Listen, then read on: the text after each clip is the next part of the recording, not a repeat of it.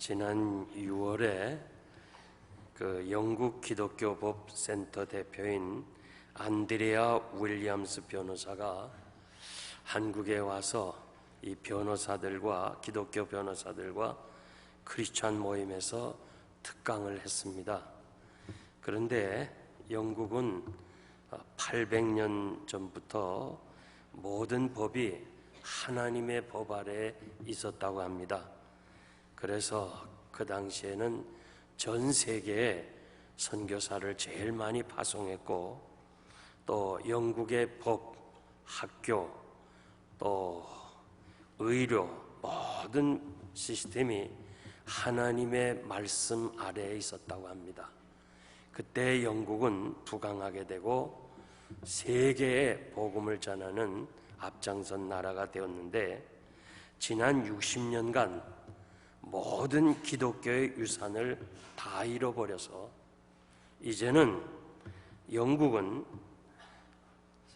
아주 세속화가 되었고, 그리고 인간과 동물이 결합한 인간 잡종이 태어날 수 있는 법률이 제정되어서 동물의 난자와 인간의 정자를 혼합해서 이미 실험실에서 인간과 동물의 DNA가 섞여 있는 살아있는 유기체를 150개를 만들었다고 합니다.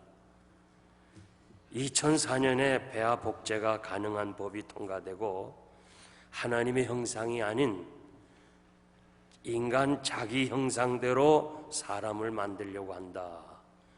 그러면서 이렇게 되어가는 것은 교회가 약해지고 교회가 사회를 향해서 강하게 이끌어가지 못한 이유고, 전도하지 못해서 교회가 약해지기 때문이라 하면서 한국 교회도 이러한 전철을 밟지 않도록 한국 교회가 앞장서서 이 사회를 이끌어가야 된다고 그렇게 강의를 했습니다.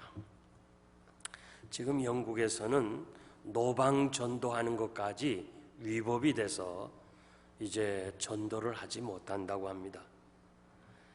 참으로 이런 이 죄악의 길로 가는 현실을 보면서 이 죄악을 막는 길은 이 복음을 전하는 하나님의 말씀밖에 없다는 것을 우리가 잘 압니다. 인간의 가장 그 큰 죄악이 뭐냐? 사람을 만들려는 것이 큰 죄악입니다. 이제 더 이상 어떻게 죄악이 더 갈 수 없는 데까지 간 거예요. 요즘 한국 교회가 전도를 하지 않기 때문에 행사로 전도 대회를 하게 됩니다. 교회마다 어떻게 하든지 전도를 하기 위해서 상품을 내걸고 전도왕을 선택하고, 심지어는 어떤 교회는 전도왕에게 승용차까지 주면서 전도를 지금 장려하고 있습니다.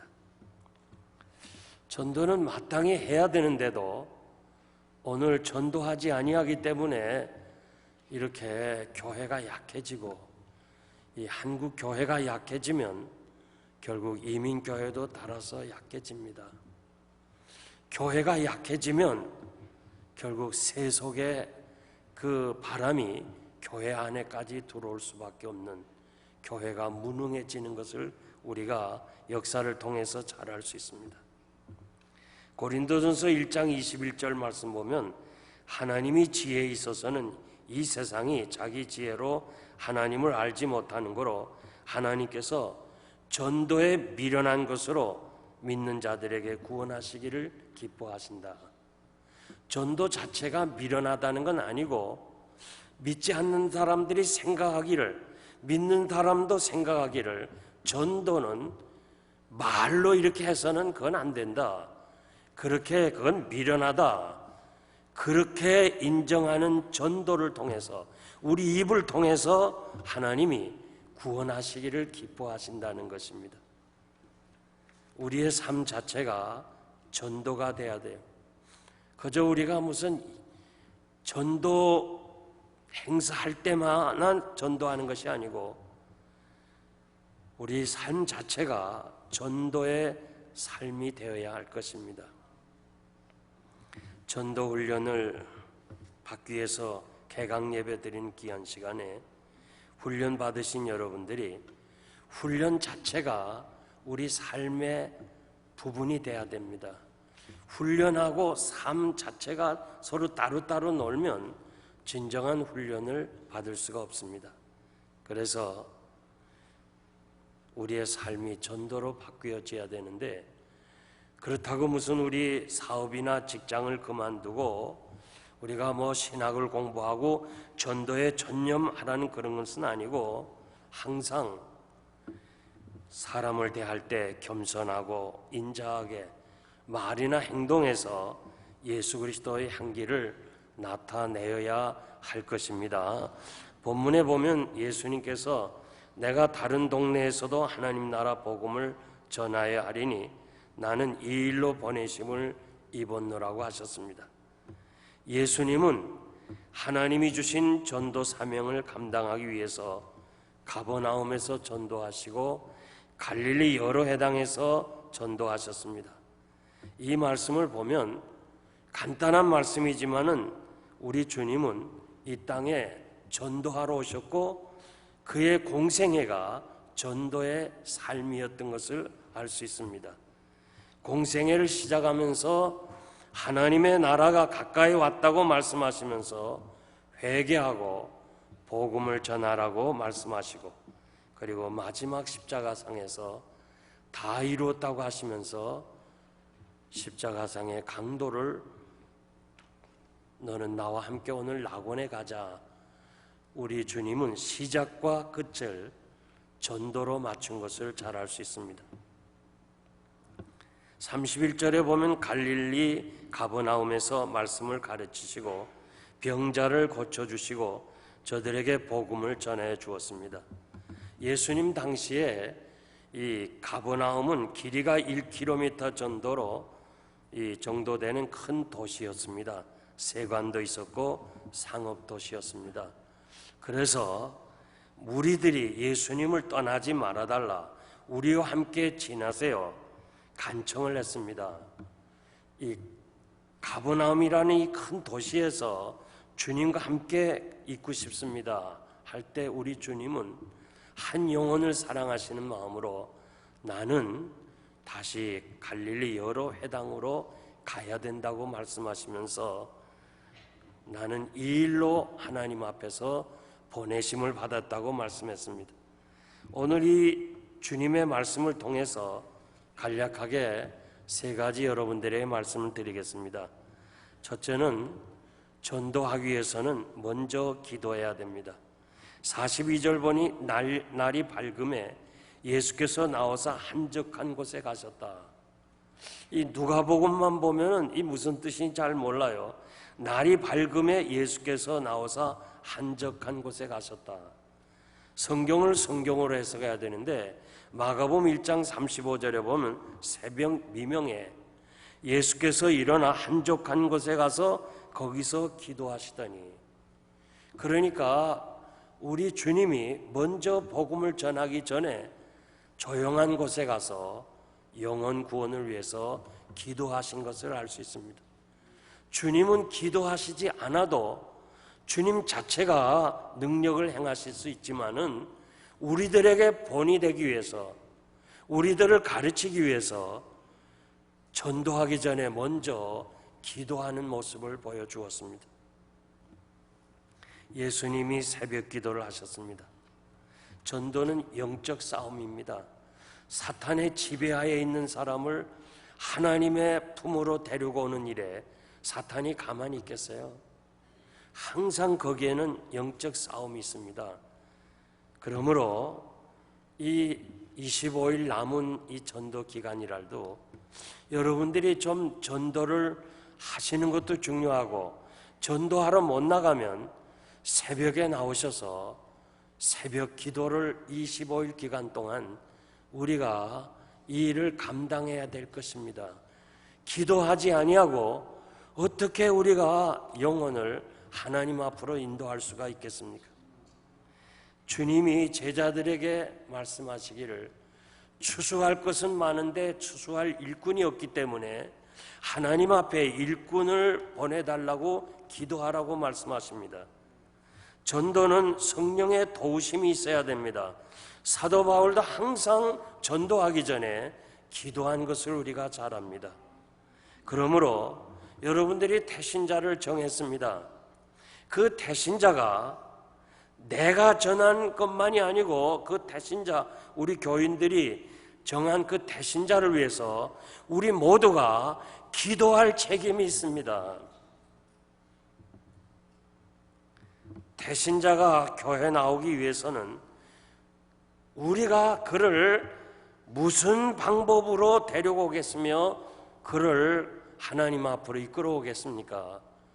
전적으로 하나님이 하셔야 되기 때문에 우리가 태신자를 정한 그들을 위해서 계속해서 여러분들이 기도해 주시기를 바랍니다. 골로새서 4장 보면 사도 바울은 성도들로 하여금 우리 위하여 기도하되 전도의 문이 열리도록 좀 기도해 달라. 바울도 전도하기 위해서 가장 중요한 것이 기도인데 자신도 기도할 뿐만 아니라 우리가 기도하기 위해서 골로새 성도들에게 좀 기도해 달라고 그렇게 부탁을 했습니다. 우리가 나가서 전도할 때 어떤 사람은 기다렸다는 듯이 그냥 예 가겠습니다 이렇게 아주 만나는 사람이 있어요. 그 여러분들이 얼마나 기뻐요. 아마 여러분들이 체험한 사람이 있을 거예요. 그냥 가서 이렇게 별 말도 안 했는데 전도할 때 예 가겠습니다 하면서 전도의 열매를 거둘 때가 있는데 그것은 그 사람이 금방 되는 게 아니라 누군가가 그를 위해서 기도하던 많은 사람들이 있었어요. 누군가가 그 사람을 위해서 기도하고 또 기도하고 있는 가운데 여러분이 만난 거예요. 그러니까 우리가 가장 중요한 거 이 전도의 열매를 위해서 25일간 여러분들이 기도해 주시고 정교회 못 오시면은 집에서라도 여기 앉아 계시는 수요일 기도에 나오신 여러분들은 정말 기도의 사람들인데 오늘 이 자리에 참석한 여러분 모두가 다 그냥 듣고 지나가지 말고 25일 기간 동안에는 전부 다 교회 오든지 집에 있든지 무엇을 하든지 기도해 주시는 여러분 되시기를 바랍니다. 두 번째는 전도는 해도 되고 안 해도 되는 것이 아니고 꼭 해야 되는 필연성이 있습니다. 주님은 나는 가야 된다는 거예요. 이 일로 보내심을 받았다는 거예요. 아무리 붙잡아도 나는 가야 한다. 가버나움이라는 큰 도시에서 저 시골로 간다는 거 그리 좋은 건 아니지만은 그러나 가야 한대. 왜? 거기에 죽어가는 영혼이 있기 때문에 그렇습니다. 디모데후서 4장 2절 보니까 너는 말씀을 전파하라. 때를 얻든지 못 얻든지 항상 힘쓰라. 로마서 10장 14절 보면 그런즉 저희가 믿지 아니하는 일을 어찌 부르리요? 듣지도 못했는데 어찌 믿겠느냐? 전파하는 자가 없이 어떻게 믿겠느냐 그거예요. 요한복음 20장 23절에 보니까 주님은 제자들에게 전도하러 보내시면서 너희가 네 죄든지 사하면 사여질 것이고 그대로 두면 그대로 있으리라. 제자들이 죄를 사해주는 권세가 있다는 게 아니에요. 전도해서 예수 믿게 되면 죄가 사유하게 되고 전도하지 못해서 그대로 방치해두면 죄를 사유함 받을 길이 없다는 거예요. 죄로 말미암아 다 죽어가는 인생들이 예수 앞으로 돌아옴으로 그 죄가 해결되고 그리고 하나님의 나라를 기업으로 얻는다는 이 위대한 사역에 우리가 가만히 있을 수가 없는 것입니다. 내가 복음을 부끄러워하지 아니하리니 이 복음은 모든 믿는 자에게 구원을 주시는 하나님의 능력이 됨이니라. 우리가 예수 믿으라, 이 예수 믿으라는 자체가 복음이고 그것이 하나님의 나라 복음이라고 그랬어요. 우리가 복음을 전함으로 인해서 그분에게 하나님의 나라가 이루어질 수 있는, 하나님의 나라에 들어갈 수 있는 축복이 있다고 생각할 때 우리는 전도를 게을리할 수가 없는 것입니다. 죽어가는 한 영혼을 하나님 앞으로 인도하는 이 위대한 일에 우리는 모든 것을 제쳐놓고 먼저 해야 될 일입니다. 초대 한국 교회사에 보면 선교사님들이 뭐 그렇게 한국말 잘 못했어요. 그리고 또 한국 문화 잘 몰랐어요. 그래서 이분들이 그냥 요즘 우리가 하는 대로 그저 예수 믿으세요, 예수 믿으세요 하면서 지나갔는데, 선교사들이 지나간 좌치마다 중요한 거는 예배당이 하나씩 세워졌다는 거예요. 그러니까 우리가 예수 믿으라고 전하는 이 자체가 복음이고, 그것이 능력이고, 그것이 하나님의 교회를 이루고 그 교회를 통해서 하나님의 나라에 들어갈 수 있다고 할 때 얼마나 귀하냐고요. 잘 아시는 최권능 목사님, 그분은 전도를 길게 하지 않았어요. 그냥 예수 천당만 하고 외쳤는데 그분의 생에 89개 교회를 세웠어요. 그냥 예수 믿고 천당 가세요, 이 말만 전했는데 그분의 생애에서 89개의 교회를 세웠습니다. 우리가 교회사에 보면 초대 교인들이 많은 희생이 있었습니다. 그 많은 희생을 왜 당했느냐? 전도하기 때문에 당했어요. 주님이 너희가 많은 환난을 겪어야 천국에 들어가리라, 많은 환난을 겪어야 천국에 들어가리라 그랬는데 전도 안 하면 환난이 없어요. 전도하면 안 하면 아무런 환난이 없었어요. 예수 믿으라고 했기 때문에, 그것 때문에 환난과 어려운 고난을 당한 것을 우리가 잘 알아요. 고린도후서 11장 23절 이하에 보니까 사도 바울이 고백을 합니다. 내가 수고를 넘치게 하였고 옥에 갇히고 매도 수없이 맞고 여러 번 죽을 뻔했고 줄이고 목마르고 헐벗었느라. 왜? 이 복음을 전하기 위해서. 바울이 전도 안 했으면 이런 고난을 안 당해요. 그런데 복음을 전하기 위해서 이런 고난을 당했다고 그랬습니다. 전도는 우리가 당연히 해야 되는 것입니다. 사랑하는 성도 여러분, 우리의 삶을 통해서 가장 중요한 것이 영생이라는 걸 믿는다면, 우리가 다음 오는 세상이 있다는 것을 믿는다면, 그것을 확신한다면 우리가 다른 사람에게 이 사실을 알려주어야 됩니다. 살아있는 순교자라고 불리우는 리차드 범브랜드 목사님, 그는 루마니아에서 복음을 전하면서 많은 고난을 당합니다. 그 시련을 당합니다. 매를 맞습니다. 그래서 기절을 합니다. 그리고 다시 깨어나면 그가 이렇게 말했어요. 내가 어디까지 복음을 전했습니까? 그 고난 속에 기절을 할 정도로 매를 맞고 그 다음에 다시 깨어나면 예수 믿으라 전했어요. 우리가 이 전도의 필연성을 가지고 여러분들이 이번 이 기간 동안, 이 기간만이라도 내가 반드시 전도해야 되겠다는 그런 마음의 결단이 있기를 바랍니다. 마지막 세 번째는 전도의 시급성, 긴급성을 말씀합니다. 무리들이 주님 여기에 계셔서 좀 쉬었다 가세요, 좀 식사도 합시다, 같이 대접하겠습니다 할 때 내가 다른 동네에도 가야 하리니 나는 이 일로 보내심을 입었노라. 오늘로 말하면 나 시간이 없다 그 말이에요. 내가 당신들에게 대접을 받고 같이 이야기할 시간이 없다는 거예요. 영혼 구원하기 위해서 주님은 시간이 없다 하면서 전도의 긴급성을 말씀해 주었습니다. 주님은 이렇게 말씀했습니다. 강권하여 데려다가 내 집을 채우라. 무슨 말이에요? 이번이 마지막 기회라는 거예요. 이 기회 놓치면 다시 없으니까 강권해서라도 데리고 오라는 거예요. 전도는 내일로 미룰 수가 없습니다. 오늘에 무슨 일이 있을런지 아무도 모르잖아요. 유명한 그 설교가인 존 하퍼가 이 타이타닉 호를 타고 가다가 배가 충돌하고 파손된 거 여러분들이 잘 아십니다. 구명조끼가 없어서 이 목사님은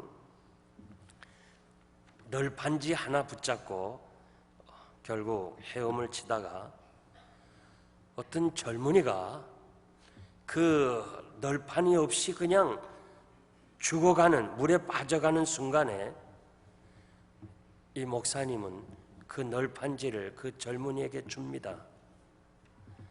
그러면서 예수를 믿으라. 그 파도에 휩쓸려 가지고 청년에게 다시 가까이 또 옵니다. 예수 믿고 구원받으라.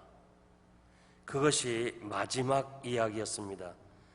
청년은 그 목사님이 주고 가신 그 나무 조각을 붙잡고 살아서 그가 뉴욕에 와서 그는 이렇게 말을 했어요. 나는 하퍼 목사님에 의해서 마지막 전도를 받은 사람입니다. 그러니까 그 죽음에 직면했을 때 자기 널판지를 그 청년에게 주고 마지막 전도하고 그 다음에 물결에 의해서 다른 데로 갔다가 또 파도 쳐서 돌아올 때 만날 때 예수 믿으라. 그리고 그는 세상을 떠났는데 그 얘기에 결국 젊은이가 예수 믿고 간증을 하게 되었습니다. 사도행전 5장 42절 보니까 저희가 날마다 성전에 있든지 집에 있든지 예수는 그리스도라 가르치기와 전도하기를 쉬지 아니했다. 초대교회 성도들은 집에 있든지 거리에 가든지 어디에 가든지 예수 전하는 것을 쉬지 아니했다. 성전은 어디입니까? 산에 들인 공회가 있습니다. 경비대가 경계하고 있습니다. 성전에서 공개적으로 전도할 수 없습니다. 그런데 저들은 고난을 각오하고 결국 만나는 사람마다 전도했던 것입니다. 왜냐하면 전도가 긴급하고 마지막이기 때문에 그렇습니다. 오늘도 예수 알지 못하고 죽어가는 사람이 너무 많아요. 여러분들이 한 번만이라도 예수 믿으라고 전하면 성령의 도우심으로 하나님 앞에 돌아오고 구원받을 사람인데 우리가 침묵함으로 인해서 이 하루에 얼마나 많은 사람이 세상을 떠납니까? 전도를 쉬는 것은 죄악입니다. 우리가 아이가 한밤중에라도 아프면 아이를 안고 병원에 가지 않아요? 왜? 살리기 위해서. 그런데 영원히 죽는 사람을 놓고 우리가 그냥 무관심하면 되지 않습니다. 영혼 구원이 중요한 것을 안다면 어떤 희생을 지불해서라도 전도에 앞장서야 될 것입니다. 사람이 무엇을 주고 제 목숨을 바꾸겠느냐? 사람의 영혼은 온 천하보다 귀하다고 세상을 다 바꿔도 바꿀 수 있는 가치가 있다고 말씀해 주었습니다. 한 사람의 등록 교인이 평균에 보면 한 사람 누가 이렇게 등록했잖아요.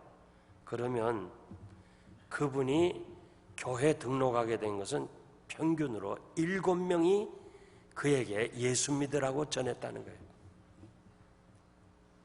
그러니까 그냥 온 것이 아니고 그냥 자진해서 등록한 것이 아니라 7명 이상이 그에게 전도를 해서 그로 하여금 그 전도를 받았다가 하나님 앞으로 나왔다는 거예요. 그게 통계라는 거예요. 그러니까 우리가 한 번 전도해서 그분이 안 나온다고 실망할 필요가 없죠. 우리가 전도에는 실패가 없어요. 기도에는 반드시 응답이 있는 것처럼 전도에는 실패가 없습니다. 믿습니까? 전도하다가 낙심하지 마세요. 우리가 이 사람을 전도하고 그래서 그 사람이 안 오고 또 다른 사람이 그 사람을 전도하고 우리는 지금 이 제한된 지역에서 우리가 전도를 하게 되면 과거에도 보면 한 사람을 놓고 몇 사람이 이렇게 자기 대신자로 삼은 것을 잘 볼 수 있어요. 한 영혼을 위해서 우리 전체 교인들이 그 영혼을 위해서 기도한다면, 그리고 그를 만나서 예수 믿으러 간다면 이 놀라운 기적들이 일어날 줄 믿습니다. 그래서 이번 기회에 여러분들이 정말 뒷짐지고 있지 말고 어떻게 하든지 만나는 사람들에게 예수 그리스도를 전해주시기를 바랍니다. 이제 결론적으로 말씀드리겠습니다.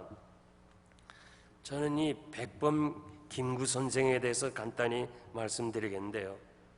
이분이 청년 시절에 고능선이라는 스승이 한 분 계셨습니다. 20세 청년 김구에게 고능선이라는 그 선생이 우리나라가 망해지는 그 안타까움을 얘기할 때 20세의 김구는 울면서 들었다는 거예요. 그러면서 우리나라를 살리는 길이 어디 있습니까? 그럴 때 너는 천국으로 가라. 천국은 옛날에 중국이었죠. 이 청일전쟁 여러분 잘 알잖아요. 우리나라를 지배하기 위해서 일본과 중국, 청국 나라가 서로 싸웠어요. 우리나라를 지배하기 위해서. 그러다가 결국 청국이 졌습니다. 일본이 이겼어요. 그러니까 이 권응선 선생이 너는 천국에 가서 저 지금 실패해가지고 그렇게 원한을 사고 있고 다시 뭔가 부흥을 위해서 애쓰는데 거기 가서 배우라. 네가 사명만 있으면 네가 할 수 있다. 그때 이 김구가 이렇게 물었답니다. 선생님, 나 혼자 해야 무슨 나라를 이끌어 가겠습니까? 나 혼자가 무슨 사명으로 이 큰 일을 감당하겠습니까? 할 때 이분이 이렇게 말했답니다. 한 사람이라도 사명감이 있으면은 나라를 구원할 수 있다. 이것이 김구에게 큰 마음에 결단하는 기회가 됐답니다. 너 한 사람이라도 사명이 있다면 너는 조국을 구할 수 있다.